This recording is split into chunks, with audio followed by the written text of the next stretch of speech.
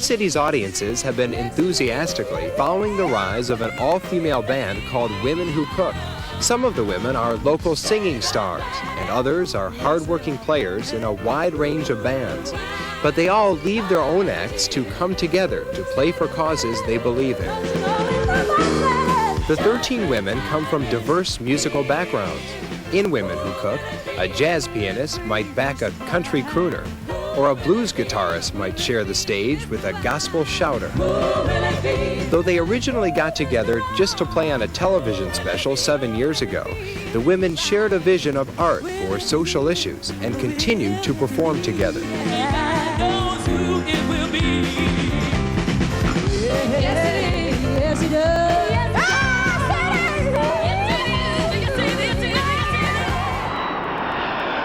In August of 1988, the women find themselves on a jet bound for Moscow for a 2-week tour of the Soviet Union.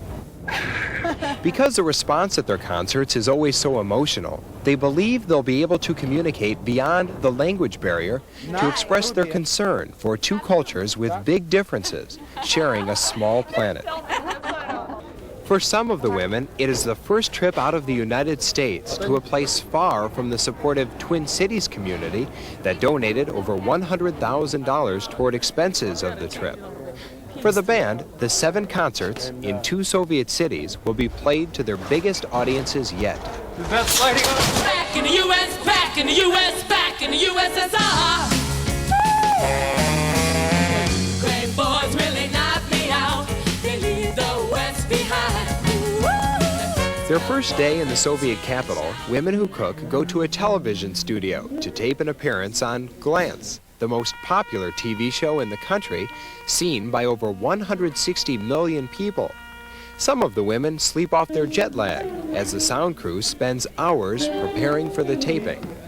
Going a little slow right now, trying to get all the equipment matched up and together, but it's not going any slower than it does in the States. Welcome to the Soviet Union. Gonna get up, get up, get up, get up, lay out.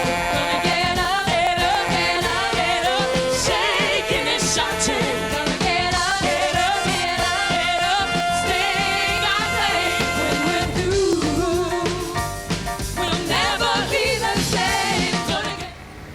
The first shows are to take place in an outdoor stadium in Sochi, a city that stretches 90 miles along the Black Sea. Though the winter population is only around 250,000, the summer census swells to a few million Soviet and Eastern European tourists. Instead of checking in to one of the big hotels on the beach, the Minnesotans land in the Moscow Hotel, which has seen few Americans. The rooms are small, hot, and infested with cockroaches. You know, the accommodations are not what we're used to in America. I would never stay in a place like we stayed in Sochi. I would be out the minute after I walked in the room. I came here to share my music and to get an experience, but I didn't come here just for the experience and just for the show. I came here to be treated somewhat like an ambassador, somewhere special, and I thought that the accommodations weren't quite up to my standards, you know. I would have rather have been down to that tourist hotel, you know, that looks like the Bonaventure in LA.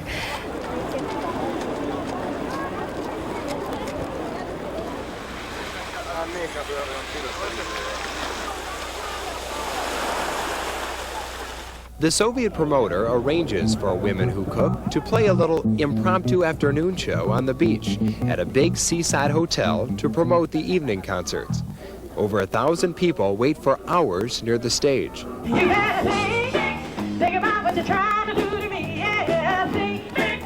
And they're obviously delighted by the performance. The women are taken beyond their initial disappointments to their first thrill at connecting with the Soviet people. My first connection that just totally blew my mind was at the beach in Sochi. When we got done, there was like this rush to the stage, and People wanted our autographs. One girl asked me for her autograph. She wanted me to write on her arm. Okay, I'm talking. Whoa, my heart just about fell, you know. Can you believe that? Both times. And I received the beautiful earrings, and I received a friendship ring, you know, that I will cherish forever and ever and ever. Oh, thank you. I don't believe this. It's like I was like crying, you know. Check, hey, 1, 2, 2. I need the whole band to the stage, please. The concerts will be held outdoors at a stadium that holds thousands. It's the first concert tour in the Soviet Union, not sponsored by the state. Instead, in the spirit of Perestroika, an independent promoter has brought Women Who Cook to the USSR, hiring them sight unseen. For many of the vacationers at Sochi, this will be their first opportunity to hear an American band.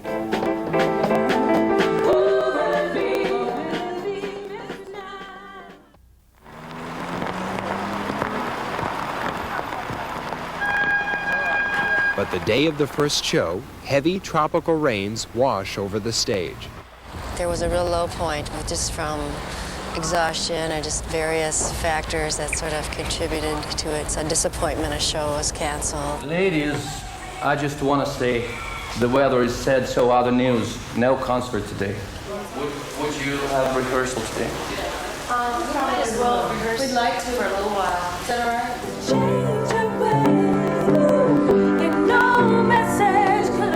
It sagged. You could really feel the mood sagging. And everybody really feeds off of each other so much. It's very contagious, whatever the prevailing winds are. Yeah! What? Yeah! Is that where we are? Yeah, we are. Can I just say something? Seriously. You know what, can I want to say I'm not gonna get upset. I'm not gonna get upset. But if we were doing a concert tonight, I'd be scared. First of all, what happened yesterday, and I should have said this yesterday, is that on stage at the beach was lame. We had no energy. It was like there was nobody punching it. There was nobody on it. All of us our edges are really like wrong, and if we could just take a minute and center and focus. But if we could, but not just that. We're all like snappy, and if we could just take a moment and focus, we'll be okay. And nobody jumping at everybody. We're jumpy.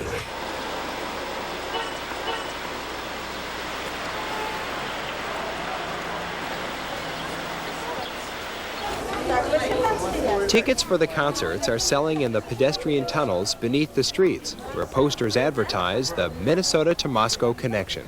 Women Who Cook has translated unsuccessfully to the kitchen maids. To compensate, the promoter has decided to glamorize the band by floating rumors that several members are Miss America. It's about 5 of 8 right now. The weather clears, and as Women Who Cook dress for their first concert, Soviet vacationers stream into the bleachers in the late afternoon, families bringing even their